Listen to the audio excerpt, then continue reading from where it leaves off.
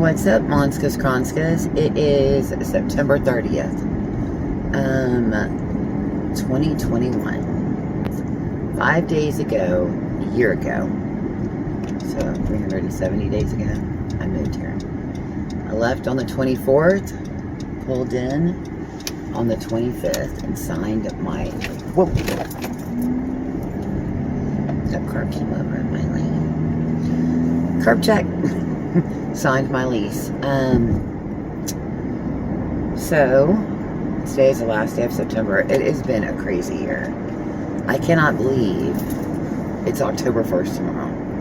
I went yesterday to the orthopedic doctor, because of my finger. This finger is really bad. So, and you might be able to see the bruise now, because what he done was he done pushed a 4-inch needle in that sucker. I don't even know how 4 inches. Is that 4? I don't even know. That was the longest needle I've ever seen. And he said he numbed it first. What was so weird is it did a big bubble on top. It was so gross. I thought we was having a consultation. I did. I thought we was having a little consultation. And then all of a sudden, my heater's on. Let me turn it on. The mountains have snow on them. I think it was last night. We had some rain yesterday. I came home after. Can you see the bruise on that one? Right there. Oh, and then there's that one. Oh, it was so painful. My hands were wrapped completely, and I was like, it made me extremely nauseous, because I don't think I was prepared for it. I was not prepared for it. I remember when I was working at CompUSA, so it had to have been 2002. I was 30.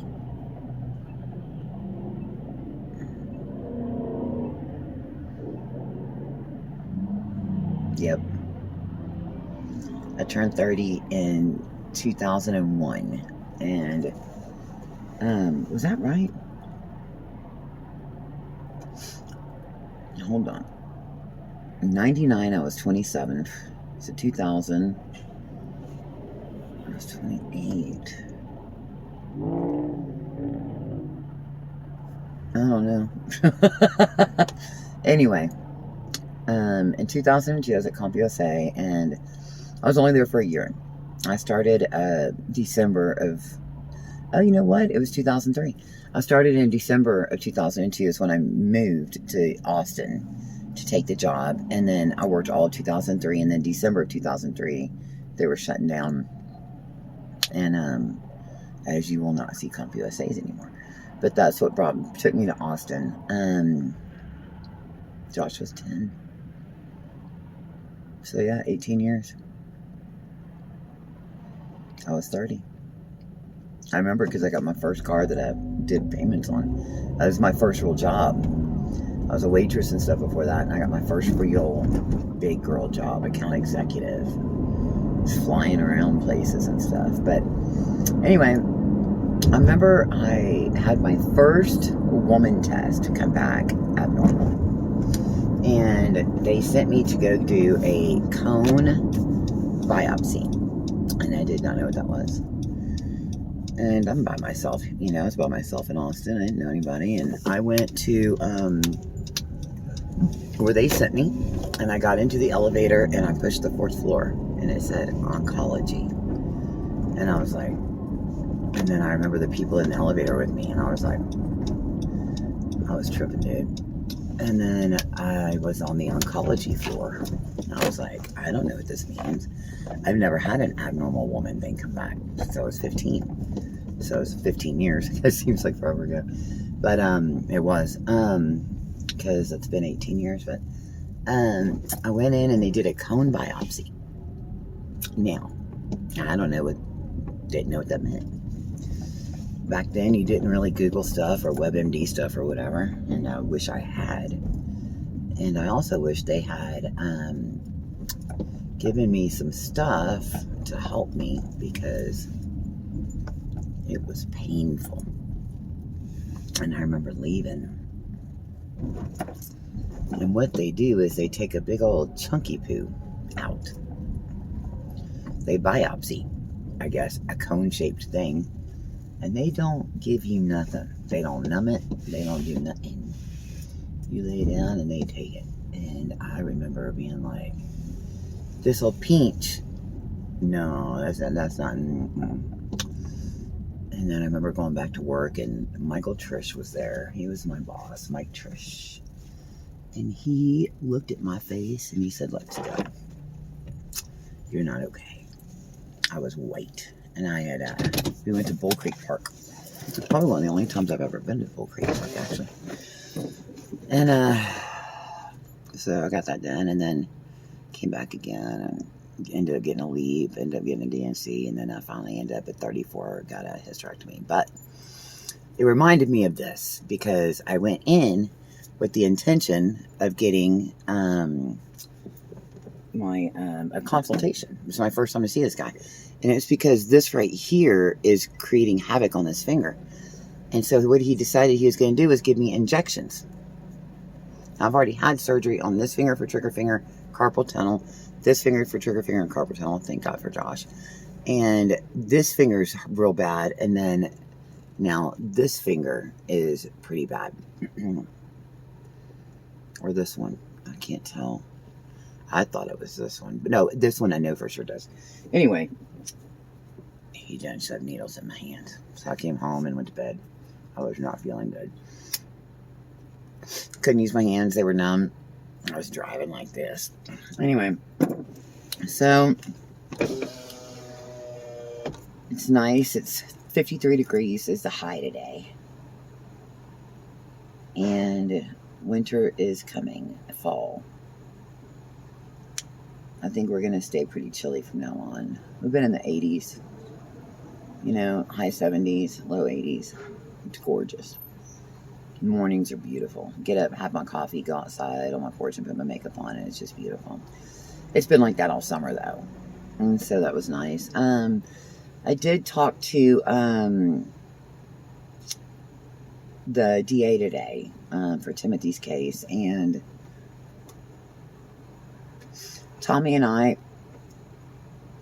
are meeting with Olivia and do it with a mediator, and the mediator said she'll only do it in person.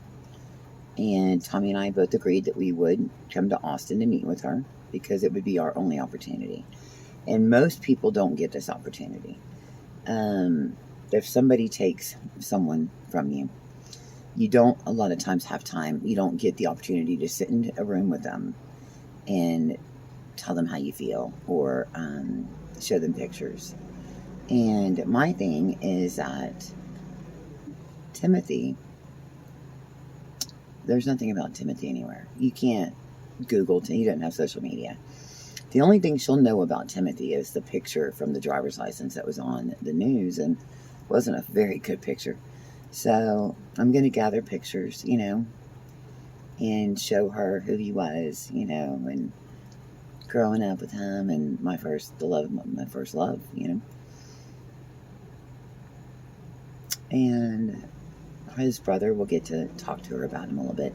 Make him real, I guess is the thing. Or make him a real person to her.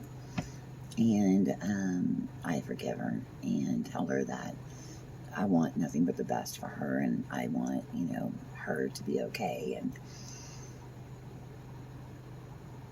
that if it hasn't really hit her yet, man, it can be devastating when, and I can imagine being her age and it not being real, you know. It's real easy for it not to be real because she doesn't know him at all. She knows a picture from a driver's license. It's this big.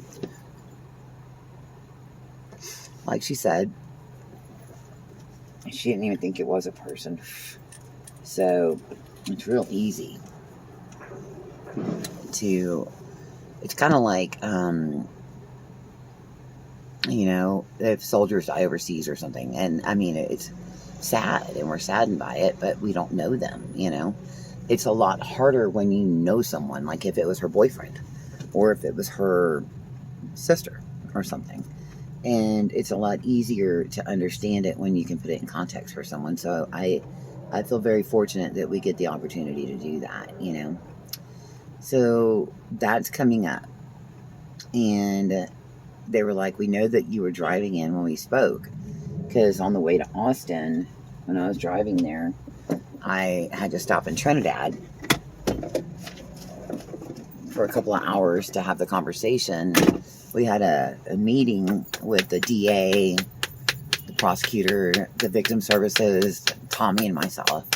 There's like 5 people on the call, and we went over a lot more than I thought we were going to do. I thought they were just going to say that, hey, the defense wants her to meet with y'all. She's willing to meet with y'all, with or without a mediator. We both agreed with that. Well, I had talked to them before with the mediator. Would be the best idea. She'll lead it, and she'll find out beforehand what we want from it. But then it went into the whole plea deal, you know, and that ended up going really, really, really long, you know.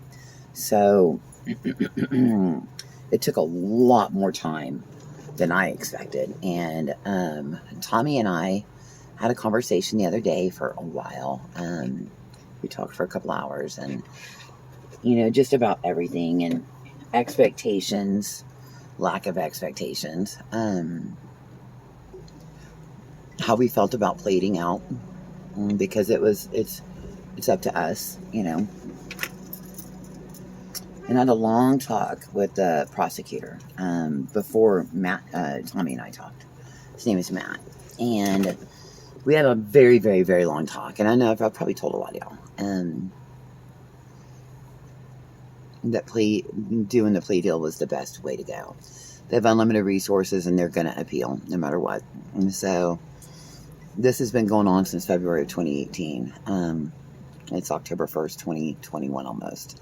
So we're ready to get this over with, and we're getting everything we wanted out of the plea deal. They came back with one, and we went back with another, and we got everything we wanted, which is good. It's going to be 180 days, day for day. It's going to be in county. It'll be in Del Valley. It'll be 10 years of probation, 10 for 10. So if she messes up, she gets 10 years in prison. She'll have a scram device, a bracelet that can detect any alcohol, or a portable monitoring device where she takes her own blows. And then after that, for a while with no occurrences, then she'll go to one in her car that has a camera. 10 years of monitored probation, so that'll put her in her 30s. And if, in case y'all didn't know, in Texas,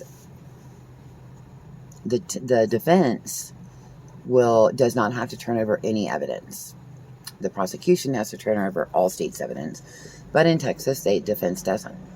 It's very strange. I did not know that, and the prosecutor is like, he's not from Texas, so he's like, I've never seen anything like it. So he knows what they're going to do. He goes, they are going to work. So the main thing was going to trial, which is what we were going to do. They don't want prison time.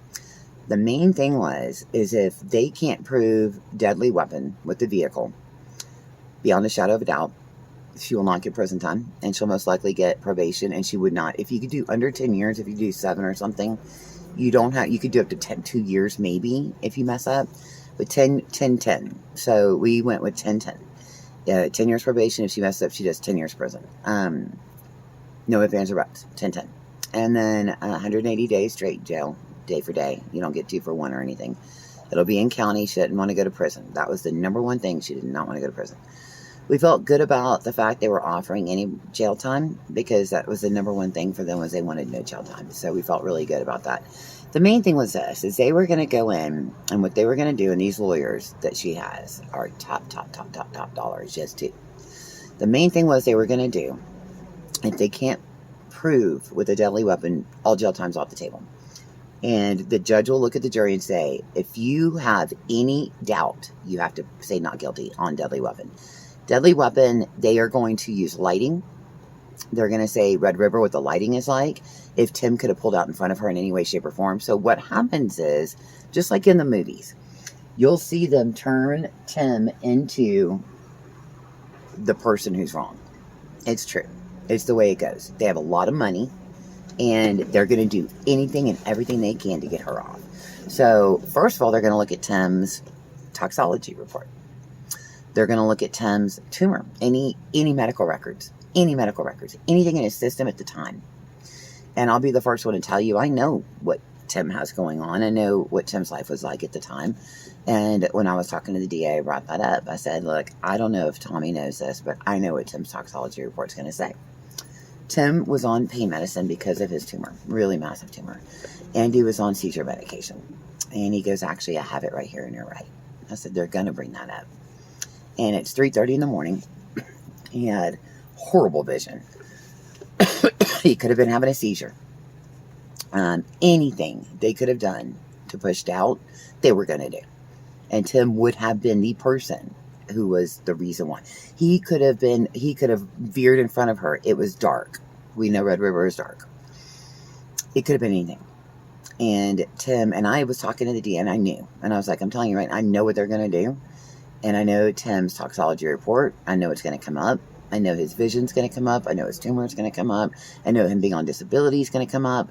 Why was he out at 3:30 on a moped is going to come up. Why was he going to the grocery store at 3:30? All of this is going to come up. And they're going to do everything they can to make him out to be the bad guy. And so I would rather play it out. Because what's going to happen is no matter what, they're going to appeal. And then they're going to appeal, they're going to appeal, they're going to appeal, they're going to appeal. They're going to put every dollar they have into this because they have a lot. So I said, if we plead out, she's a convicted felon no matter what. She can't ever appeal it. Number 2, she has to do the 180. She has to do the 10 for 10. She has to do treatment. She has to do all the probation, the fines, all that. She has to do the scram, the portable, the PAM, or the driving. Then she has to do community service, a whole bunch. She has to do, if ever in her life. So in Texas, it takes 3 DUIs or DWIs to get a felony. Okay, don't know if you know that. 3 to get a felony. 3. It's just 1. So she could get another and still be okay. If she is ever in her life caught with alcohol in her system while driving, it's an automatic felony. Automatic felony. If it happens while she's on probation, she goes to prison.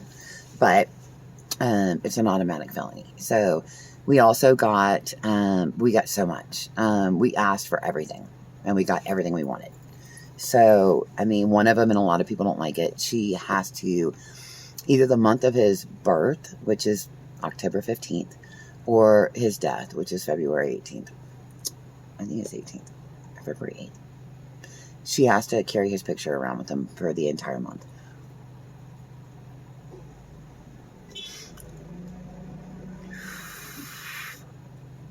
I think she's 23 now. She was 21 at the time, 2018. 2019, 2020, 21. So 24, 10 years, she's going to be 34 before she gets off. And she cannot drink alcohol while she's on probation at all. Not at all. She can't be around anybody who's a felon. She can't be around, I mean, it's pretty strict. So we did a good job on that. And we got everything we wanted. And I feel very good about that. And he got the conviction. And she's a convicted felon. And so we got that with 2 really expensive lawyers. Now, she doesn't have to do prison time, but I'm going to be really honest with you. I mean, it came with a 20-year maximum conviction. And I brought up the money situation. He goes, look, people with money get off. It's the way it is. It's the way it's always been. It's the way it's always going to be. I'm like, it's not fair. And he goes, no, it's not, but it is what it is. And they're going to do everything they can to get her off. So either you get what you can from this, or we're going to drag this out for the next 10 years. And they're going to appeal every time. And she will get off. And she'll get off with no prison time and very little probation. And I'm like, all right. I agree to the plea deal. So Tommy and I had a long talk, and he agreed as well. So we are going to plead out. Now the defense wants to wrap this up. Really? You want to wrap it up now? After you took 2 years for discovery, you want to wrap it up now. Now that we pled out. When I went in, the first time I went, Eric, you were with me. Probably not going to watch this, but that's okay. When I went in with Eric to the courthouse, I was going in for 10 years. Because both felonies, the intoxication, manslaughter, and the failure to render aid, carry a 20-year, but it would be concurrent. So 20-year sentence max. She's not going to get the max. First offense, not going to get the max. Plus, she has a lot of money. So I said 10. And then I went to 5. And that's what I fought for. I fought for 5. I said I want 5 years. And Matt was like, that was very valiant of you to be so sweet with the 5 years, but she's not going to do it. They're not going to get her. You don't understand how this works, and it's not going to happen. And I was like, I get it. I do get it. After all this time, and maybe they do. They wear you down by going 4 years later. Maybe that's one of the tactics. And I told them today when they said we'd have to come to Austin, I'm like, she's like, the victims are, do you live in Colorado? And I was like, I do now. It's been 4 years, I said, but I'm more than willing, and Tommy lives in Florida. I said, but we're willing to come to Austin to do this. But I said, it's funny, we could have died by now, I mean, if we just keep, it's like, really? And it was funny, she said, Jared and Aunt Kathy have never, ever reached back out again. That's his cousin and his aunt. I said, Tommy and I are going to go meet with her. And after sentencing, we're allowed to get up and let the community know how he felt. So it's 21 minutes in. I'm sorry it took so long. I love you guys. Have a great day. That's all I've got. So I'll be out in Austin soon. I love you. Mwah.